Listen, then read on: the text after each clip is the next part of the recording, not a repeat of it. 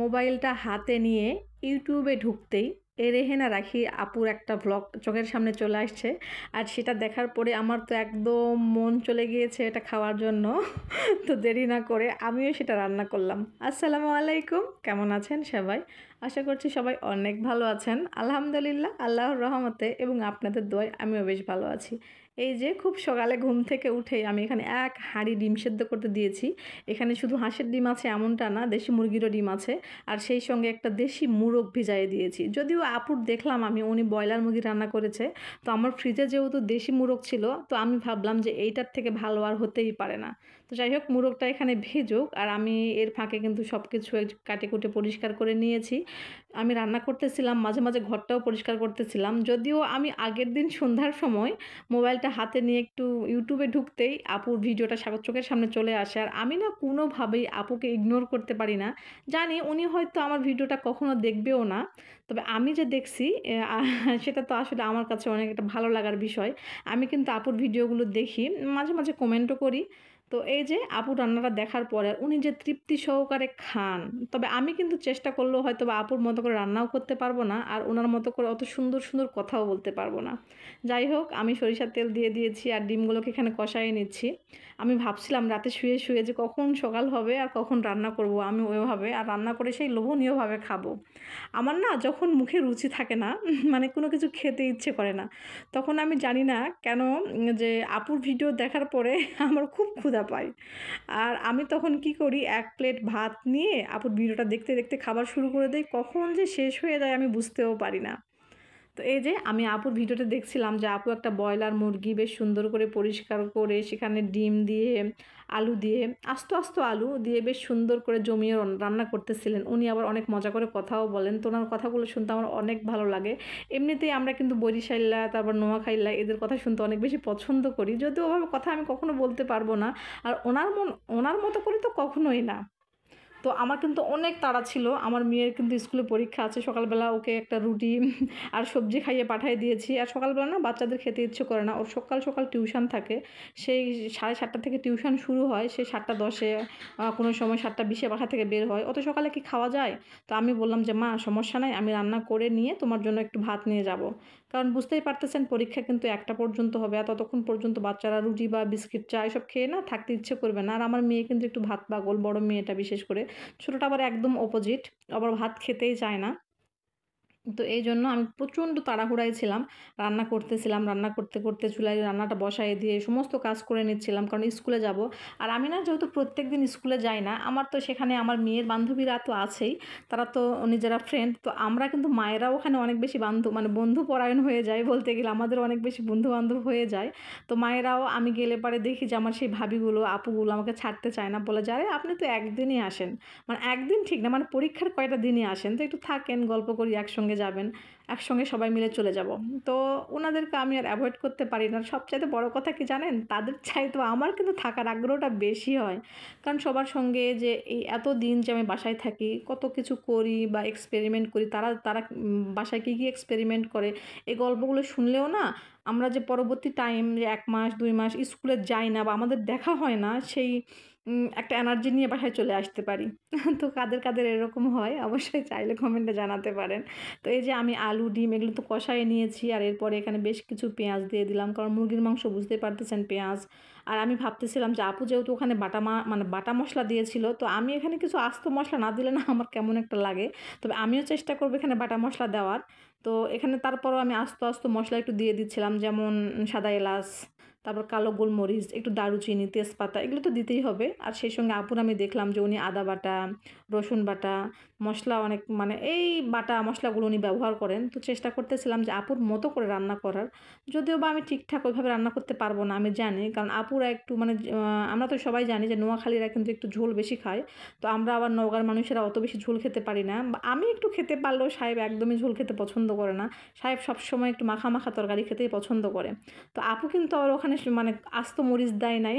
আমি আপুর মতো করে রান্না করার চেষ্টা করেছি, কিন্তু আমারটাও আমি রাখছি, কারণ ওইভাবে যদি করে না খেতে পারি বা কেমন একটা লাগছিল আমার মধ্যে। তো আমি একটু আস্ত মশলাও দিয়েছি, আবার একটু বাটা মশলাও দিয়েছি। এভাবে আমি আমার মতো করে আপুর দেখা দেখি একটু ফলো করে রান্না করছি।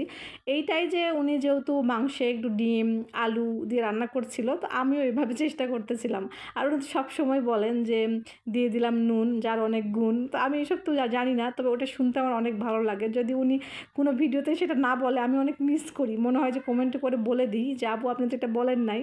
তো আমাকে বলতে হয় না, অনেকে আবার বলেও দেয়। উনি আবার পরবর্তীতে বলে যে আমি এই কথাটা কয়েকদিন বলি নাই, তো এটা আপনারা বলতেছেন।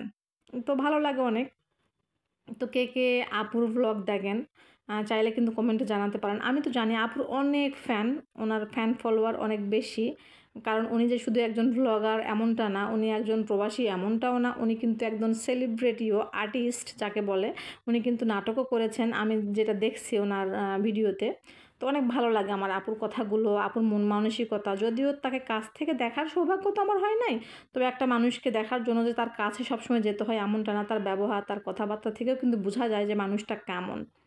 তো এই যে আমি মশলাগুলোকে বেশ সুন্দরভাবে কষাচ্ছিলাম, আর অনেক তাড়াহুড়ো করতেছিলাম, আমি কাজ করতেছিলাম, ঘর ঝাড়ু দিচ্ছিলাম, বাসন টাসন পরিষ্কার করতেছিলাম, আবার ভাবতেছিলাম যে ছোটো মেয়েটাকে তো খাওয়াই নিয়ে যেতে হবে। তো সেই তাড়া তো একটা ছিলই। আসলে আমরা মায়েরা না অনেক বেশি ব্যস্ত হয়ে যাই যখন আমাদের সন্তানদের জন্য আমাদের টাইম মেনটেন করতে হয় তখন। আসলে টাইম মেনটেন করাটা বিশাল একটা ব্যাপার আমার কাছে মনে হয়। যদিও আমি অনেকে বলবে যে আপনি কি এমন করেন? আপনি তো হোম মেকার। আরে ভাই, হোম মেকাররা কি কিছু করে না? হোম মেকাররা যদি কিছু নাই করে তাহলে এমনি, এমনি কি এই আপনার সাবান ফুরায়ে যায়, পাউডার ফুরায়ে যায়? ঘর ঝাড়ু যদি আমি না দেই তাহলে কি এমনি, এমনি ঝাঁটাটা ক্ষয়ে যায়? আমি বুঝি না। যারা শোনে যে আমি হোম মেকার বা কেউ হোম মেকার, তখন তারা এমন একটা ভাব করে যে তারা মনে হয় বাসায় সারাদিন বসেই থাকে, কিচ্ছু করে না। এমনটা তো না, তাই না? আমরাও কাজ করি, যথেষ্ট কাজ করি, কাজ করার চেষ্টা করি। আসলে আমরা যদি হোম মেকাররা যদি ঠিকঠাক মতো বাসার কাজটা না করি না, তাহলে আমাদের যারা রিলেটিভ, যারা আমাদের উপর ডিপেন্ডেন্ট, যেমন আমার বাচ্চা, আমার হাসব্যান্ড, আমার আত্মীয়, মানে যারা আমার উপর ডিপেন্ডেন্ট আর কি, তারা কিন্তু চলতে পারতো না।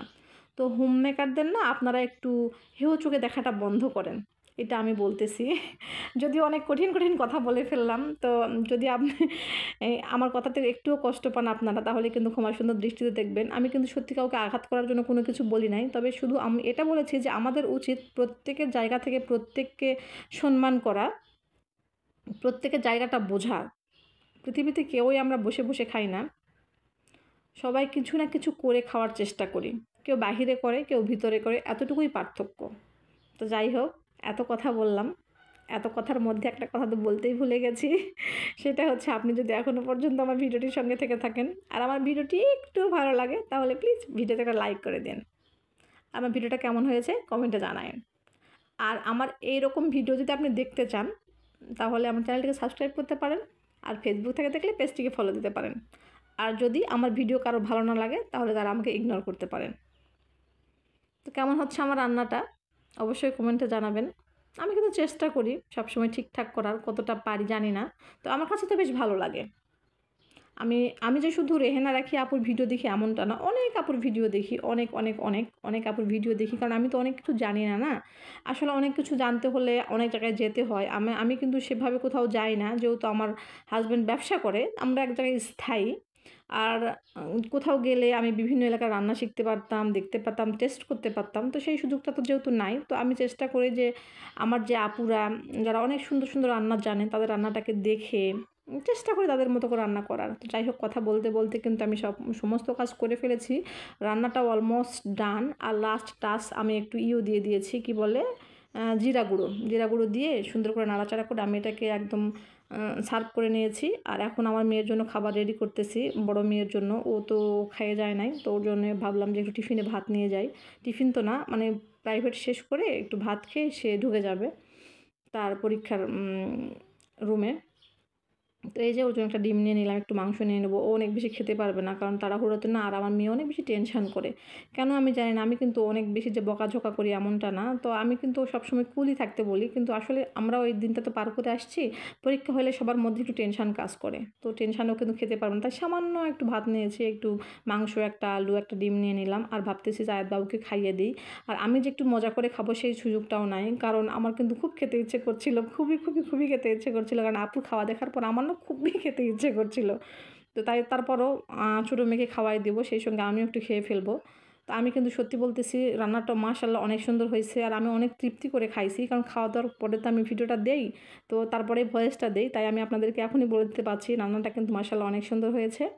আর আমি অনেক তৃপ্তি করে খাইছি। থ্যাংক ইউ রাখি আপু, আপনার ভিডিওটা দেখছি আর এত সুন্দর সুন্দর আইডিয়াও পাই। আমি যখন ভাবছি কী রান্না করব, তখন আমি যখন কোনো আপুর ভিডিও দেখি তো সেটা রান্না করতে ইচ্ছে করে, আর ভাবতে হয় না নতুন করে যে কী রান্না করব। এই যে আদবাবুকে রেডি করে দিয়েছি আমি, কিন্তু আগে রান্না করতে করতেই ঝোল দেওয়ার পরে তোকে রেডি করে দিয়ে এখন বসায় দিয়েছিলাম ফ্যান দিয়ে, এখন ওকে খাওয়াই দিচ্ছি, খাওয়াই দিব। খাওয়া দাওয়ার পরে কিন্তু আমরা এখন চলে যাচ্ছি স্কুলের উদ্দেশ্যে।